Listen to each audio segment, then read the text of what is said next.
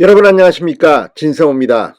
이재명 더불어민주당 대표의 이 사법 리스크가 이제 현실화되고 있습니다. 측근들이 하나씩 둘씩 검찰에 소환되거나 구속되고 있습니다. 자, 지금 이재명 대표 오늘도 10년 동안 검찰이 탈탈 털었는데 뭘 찾았느냐 이런 취지의 주장을 했지만 그만큼 지금 심경이 복잡할 겁니다. 무엇보다 오늘 새벽 구속된 이화영 전 경기도 평화부지사의 이 사법 처리 가능성에 대해서 지금 긴장하고 있을 겁니다. 일단 이재명의 측근인 이 경기도 부지사가 구속된 겁니다. 그것도 이재명과 가장 뜨겁게 관계가 조명되고 있는 쌍방울 관련으로 구속됐습니다. 자, 만약에 이화영 전 부지사가 검찰에서 입을 열기 시작하면 어떤 일이 벌어질까요? 이 구속 상태냐 아니냐는 상당히 중요합니다. 구속 상태에서는 갑자기 심적으로 무너질 수가 있습니다. 자, 이재명 경기도지사가 지사 시절에 북한과의 사업 행사, 그리고 쌍방울의 후원, 또 쌍방울이 이재명의 이 대법원 변호사비 대납 의혹을 받고 있는 곳이 쌍방울입니다. 그런데 그 쌍방울의 고리일 수 있는 이화영이 구속되면서 지금 이재명 대표는 긴장하고 있습니다. 그런데 이번에는 정진상 현재 이재명 대표의 대표실 정무조정실장이 타겟이 되고 있습니다. 자, 이번에는 성남FC 후원금 의혹, 이것 말고도 대장동 백현동에는 언제나 정진상이 있었습니다. 성남시 정책실장을 지냈고 이재명을 대신해서 정진상이 움직였다는 흔적이 여기저기서 드러나고 있습니다. 지금 이재명 대표를 수사하고 있는 곳은 여러 곳입니다. 서울중앙지검이 대장동 등을 수사하고 있다면 이 수원지검은 쌍방울 그룹 관련 수사를 하고 있습니다. 또 수원지검 이 성남지청, 지금 성남지청은 성남FC 수사를 하고 있는데 사실상 성남FC 구단주가 성남시장 이재명이었지만 사실상 구단주는 정진상이었다는 그런 증언들이 나오고 있습니다. 이제 검찰의 칼끝 이화영을 잡고 난 뒤 정진상으로 화살이 가고 있습니다. 문제는 지금 정진상은 단순한 성남시장 시절의 정책실장이 아니라 지금도 민주당 대표의 정무조정실장입니다. 왜 그럴까요? 그만큼 이재명의 아킬레스건을 많이 알고 있고 굉장히 오랫동안 관계를 했습니다. 지난 대통령 선거 과정에서도 부실장 직함을 갖고 있었습니다.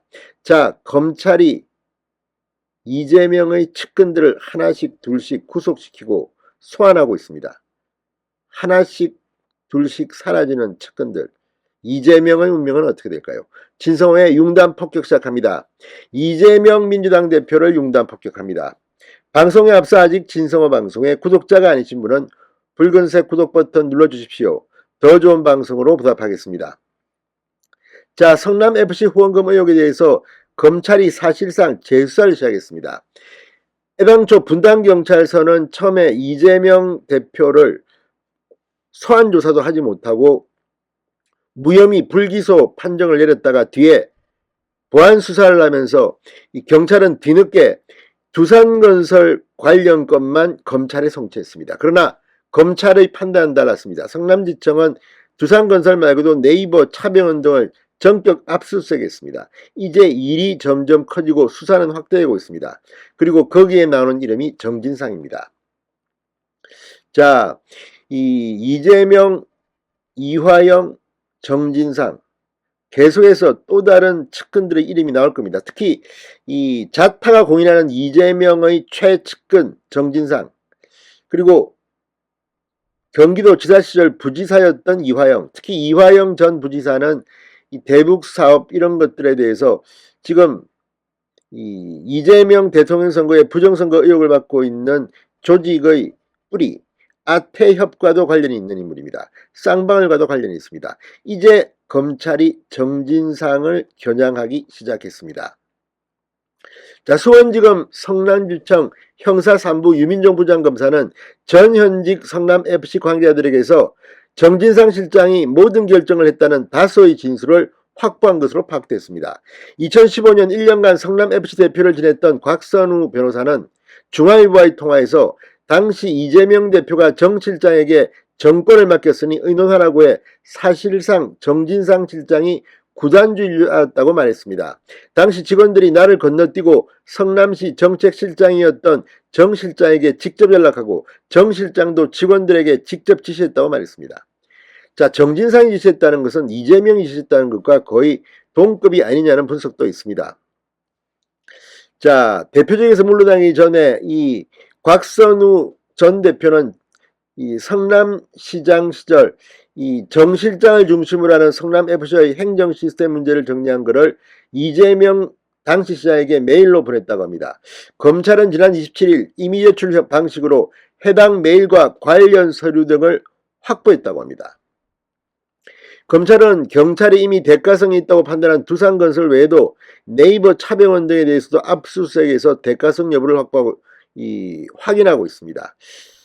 자, 아무튼 지금 이걸 보면 정진상 현재 대표 정무조정실장까지 구속시키거나 소환조사를 통해서 입이 열린다면 이재명 대표에게는 치명적인 일이 벌어질지도 모릅니다.